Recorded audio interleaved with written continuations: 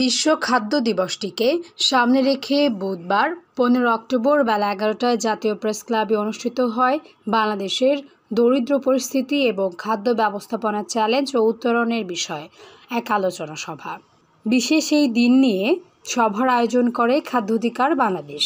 বিশেষ এই আলোচনা সভায় প্রবন্ধ উপস্থাপন করেন ডক্টর আসিফ মোহাম্মদ শাহান, অধ্যাপক, উন্নয়ন অধ্যয়ন বিভাগ, ঢাকা বিশ্ববিদ্যালয়। বাংলাদেশ দীর্ঘ সময় ধরে নিউট্রিশনে বাংলাদেশের অবস্থান বেশ ভালো। বাংলাদেশের স্ট্যান্ডিং কমিয়েছে, বাংলাদেশ ওয়েস্টিং কমিয়েছে, বাংলাদেশ হচ্ছে গিয়ে লো ওয়েটেডিটা সেটাও কমিয়েছে। কিন্তু যদি এই ফুড ইনসিকিউরিটি বাড়তে থাকে, আমাদের নিউট্রিশনের অবস্থান একই সাথে হচ্ছে গিয়ে নেগেটিভলি এফেক্টেড হবে। অনুষ্ঠানে স্বাগত বক্তব্য সঞ্চালনা করেন খাদ্য অধিকার বাংলাদেশের উপপরিচালক কানিজ ফাতেমা। 2030 সালের মধ্যে এসডিজি অর্জন করে এবং সেখানকার প্রিন্সিপাল কাউকে পিছনে রেখে নয়, সেটাও যদি আমরা অর্জন করতে চাই, আমাদেরকে অবশ্যই কাঠামোগত যে বাধা, যে বৈষম্য এবং জলবায়ু পরিবর্তন সহ অন্যান্য যে এজেন্ডা আমাদেরকে বা চ্যালেঞ্জ আমাদেরকে মোকাবেলা করতে হবে।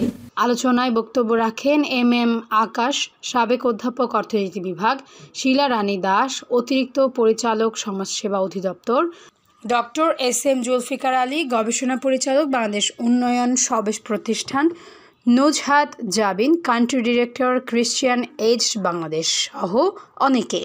আলোচনা সভার সভাপতিত্ব করেন খাদ্য অধিকার বাংলাদেশের সাধারণ সম্পাদক Mohsin Ali.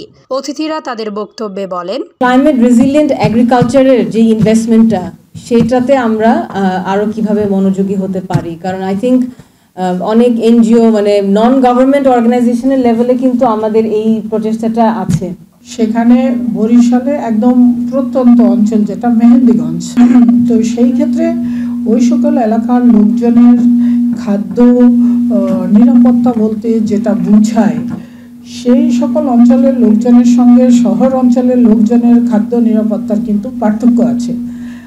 Availability translated into availability of person, সেটা আরেক জিনিস। অ্যাভেলেবিলিটি কার কাছে আছে? বড় লোকের কাছে আছে, কৃষকের কাছে আছে, ধনীর কাছে আছে, রাষ্ট্রের কাছে আছে, কিন্তু সেই মেহেদিগঞ্জের সেই লোকটির কাছে আছে কিনা